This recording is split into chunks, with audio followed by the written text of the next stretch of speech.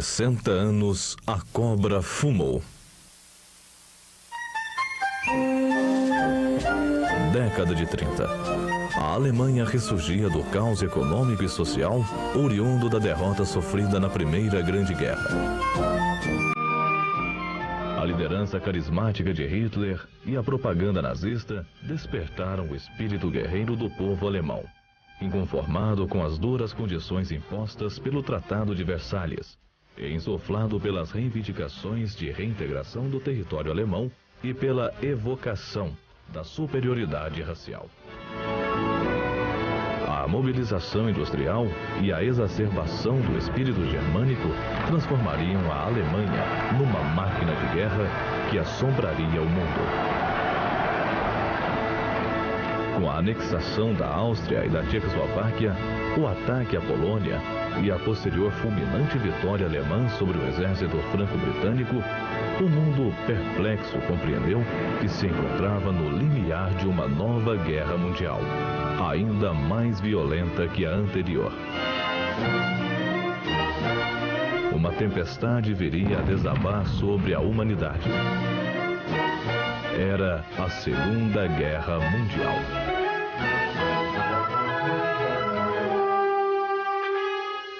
O Brasil seria envolvido no conflito em razão do torpedeamento por submarinos nazistas de embarcações civis em pacífica navegação costeira.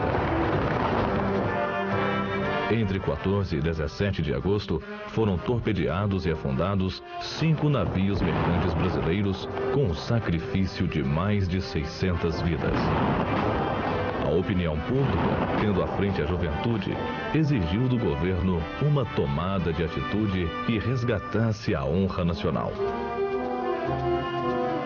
O alinhamento do Brasil com os países aliados na cruzada democrática para deter o expansionismo do nazismo, do fascismo e do militarismo, dos coparticipantes do chamado eixo, naquela época, consolidou-se com a criação da Força Expedicionária Brasileira, FEB, em 1943. A FEB foi concretizada com a criação da primeira divisão de infantaria expedicionária, a primeira DIE. Na segunda quinzena de março de 1943, concluiu-se a concentração da primeira DIE na Vila Militar, Rio de Janeiro, prosseguindo a preparação técnica e tática sob a orientação do seu comandante, General Mascarenhas de Moraes. Concluídos os trabalhos de organização e adestramento, a FEB desfilou garbosa na Avenida Rio Branco para o entusiasmo do povo. Agora era preciso transportar a força para o teatro de operações europeu. A propaganda diversa, promovida por agentes e simpatizantes do nazismo, dizia que era mais fácil a cobra fumar do que a FEB embarcar. Decidido o embarque, procurou-se cercá-lo de todo o sigilo a fim de evitar possíveis ataques de submarinos do eixo, ainda ativos no Atlântico Sul. A FEB fracionou-se em 4 escalões para o deslocamento até Nápoles, na Itália.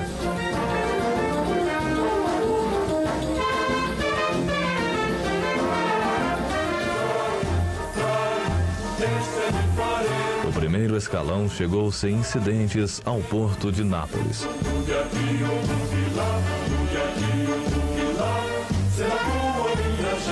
Seguiu para Agnaro, pequena localidade próxima ao subúrbio napolitano de Bagnoli, acampando em bosques ali existentes. Dessa maneira, estava no continente europeu a primeira força latino-americana a combater em terras de ultramar. Com a ansiedade da tropa brasileira de entrar em ação, o general Mascarenhas de Moraes providenciou a sua transferência para Vada, distante 25 quilômetros da frente de batalha do Arno, onde, após o recebimento do material bélico moderno, seria submetida a intenso treinamento pelo período de 3 semanas. Em consequência, organizou-se o destacamento Força Expedicionária Brasileira sob o comando do general Zenóbio da Costa, para integrar as forças do 4º Corpo de Exército do 5º Exército Americano. A zona de ação atribuída ao destacamento FEB situava-se defronte aos contrafortes dos Apeninos, na parte considerada a mais difícil da frente aliada, que fazia face à linha de defesa formada por 2 exércitos alemães, denominada Linha Gótica. No dia 16, às 14h22, a artilharia abriu fogo pela primeira vez nas encostas do Monte Bastione, na região de Massarossa. Após duras jornadas, os soldados brasileiros conseguiram cerrar sobre os postos avançados da famosa linha gótica e atingiram o Monte Prano em 26 de setembro. A estreia do destacamento FEB foi muito bem sucedida, principalmente por se tratar de uma tropa inexperiente que se defrontava com tropas veteranas dispostas em boas posições defensivas. De 16 de setembro a 31 de outubro, a FEB progrediu 40 quilômetros, capturou 208 prisioneiros, conquistou as cidades de Massarossa, Camagnore, Monte Prano, Fornace, Gallicano, Castel Nuovo e Barga. Também sofreu 290 baixas.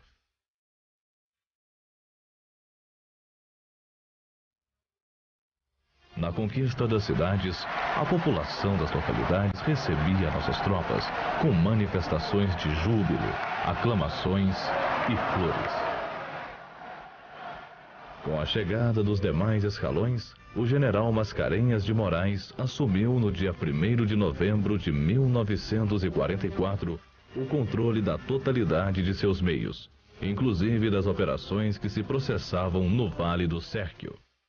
Nos últimos dias de novembro, as posições brasileiras tinham mais de 15 quilômetros de frente e eram dominadas pelas alturas em que o inimigo se firmara. Entre as elevações dominadas pelos alemães, uma se destacava pela importância tática: Monte Castelo. Monte Castelo era um excelente observatório para os alemães, que assim possuíam boas condições de observação sobre a zona de ação atribuída à Força Expedicionária Brasileira.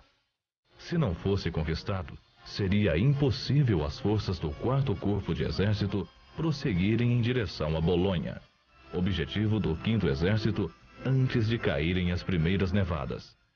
Diante de Monte Castelo, os brasileiros viveriam quase metade do tempo em que estiveram em campanha na Itália. As primeiras operações no Vale do Reno resumiram-se a 4 ataques mal-sucedidos contra o baluarte de Monte Castelo. As condições de tempo adversas impediram o apoio da Força Aérea e a participação dos carros de combate. Além disso, faltava experiência à nossa tropa, levada prematuramente à frente de combate por força dos acontecimentos. Isso tudo possibilitava os contra-ataques dos alemães, causando centenas de baixas entre nossos soldados. Você tinha que rastejar, como se fosse cobra, entendeu? E não dar sopa não, porque se levantasse a cabeça, eles cortavam a cabeça com a rajada. A chegada do rigoroso inverno impôs uma parada nas ações ofensivas nos Apeninos em toda a frente do 5º Exército. Durante 2 meses, os brasileiros lutariam contra 2 inimigos implacáveis, os alemães e o frio. Oriundo de país tropical, habitando em geral em regiões planas e de temperaturas amenas, o soldado brasileiro, apesar disso, adaptou-se rapidamente ao rude inverno dos Apeninos. Sua capacidade inventiva e de adaptação transformaram-no logo em um combatente hábil e temido pelo adversário. Acho que nenhum brasileiro tinha enfrentado no Brasil um frio de 15, 16, 17 graus abaixo de zero. Então nós recebemos galochões. Esses galochões, as outras tropas, ingleses, americanos, usavam da forma normal. Ele logo inventou um troço. Então, vamos dizer, a ordem dentro de um galochão era a seguinte: primeiro, uma meiazinha fina no pé, depois jornal, depois do jornal, palha, depois uma meia de lã e, por último, o galochão, que eram grandes, né? E a gente estava protegido da neve, do frio e do pé de trincheira, que é um dos grandes males, vamos dizer, daqueles que combatem. E essa técnica nossa foi assimilada pelas outras tropas que passaram a usar também esse subterfúgio para fugir das consequências do congelamento dos pés. Durante o inverno, foram executadas ações para a manutenção do terreno conquistado e patrulhas visando ao reconhecimento do terreno e a fazer prisioneiros para a obtenção de informes sobre o inimigo.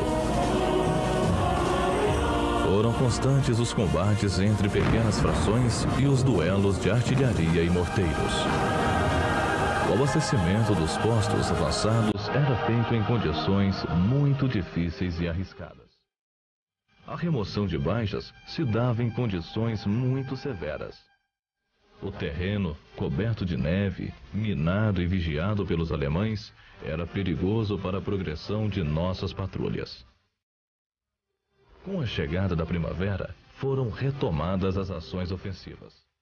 Ficou evidente que Monte Castelo não poderia ser arrebatado aos alemães apenas com o concurso de algumas unidades. Impunha-se o empenho ofensivo de toda a divisão, particularmente quando se verificou que o inimigo mantinha aquela posição a todo custo, pois se preocupara em reforçar e substituir as unidades que a defendiam por tropas descansadas. Às 5h30 do dia 21 de fevereiro de 1945, com o apoio de forte barragem de fogos, foi desencadeado o ataque definitivo às posições alemãs em Monte Castelo e, com ardor combativo, nossos soldados apossaram-se daquelas posições estratégicas. Partimos de Gajo e de Guanela, às 8 horas da manhã, e às 17h30 foi tomado Monte Castelo. Monte Castelo, por sua importância, tornou-se a maior disputa entre brasileiros e alemães durante toda a nossa atuação na campanha da Itália. Em Monte Castelo, a FEB viveu o episódio mais emocionante de sua trajetória em território italiano e celebrou o seu primeiro combate vitorioso na Batalha dos Apeninos. Sorvedouro de centenas de vidas brasileiras, a conquista de Monte Castelo constituiu dever de consciência e imperativo da dignidade militar.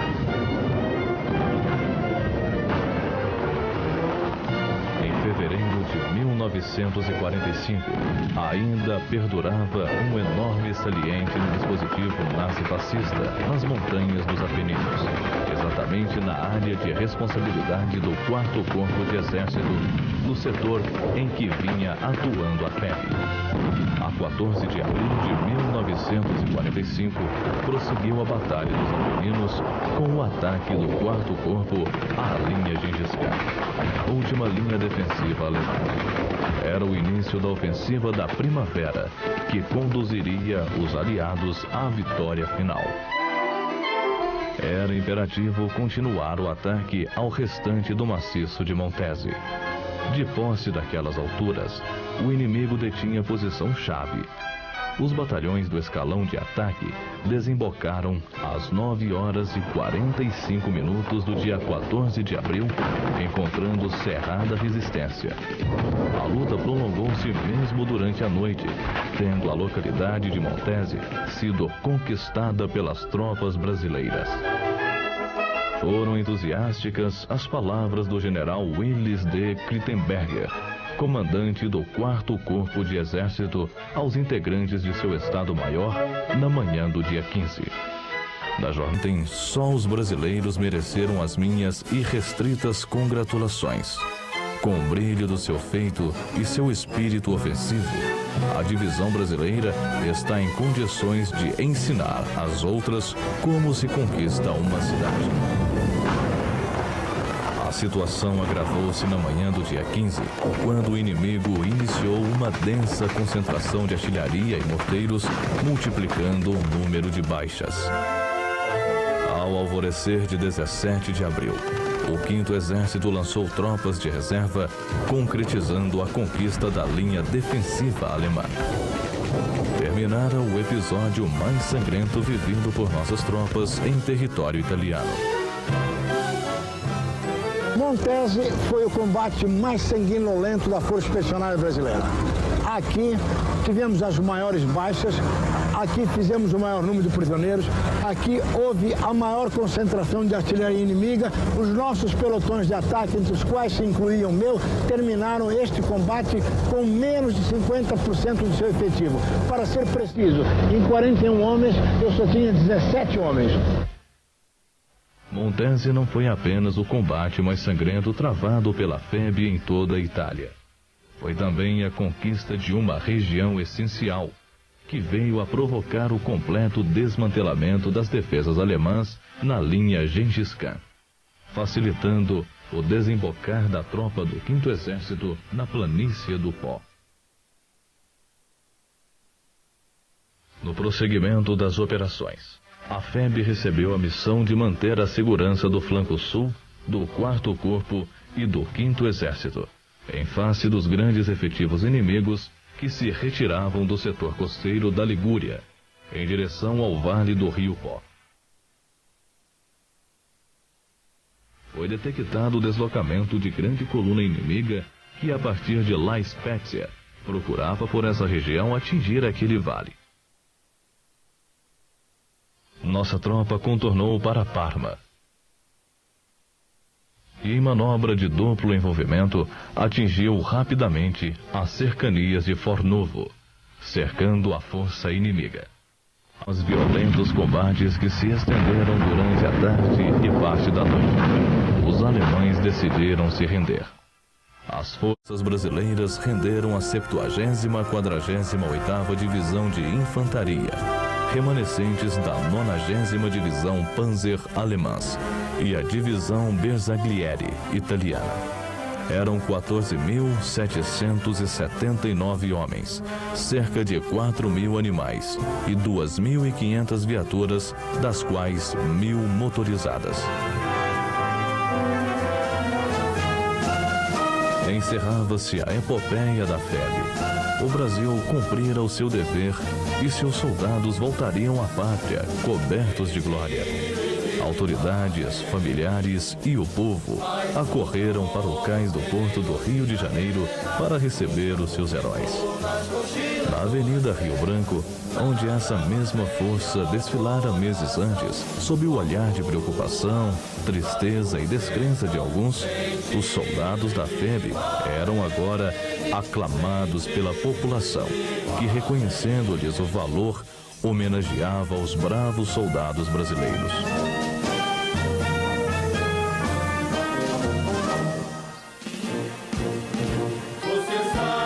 Há 60 anos, a cobra fumou, lutando pelos ideais de democracia e convivência pacífica entre as nações e pela defesa da liberdade e da dignidade.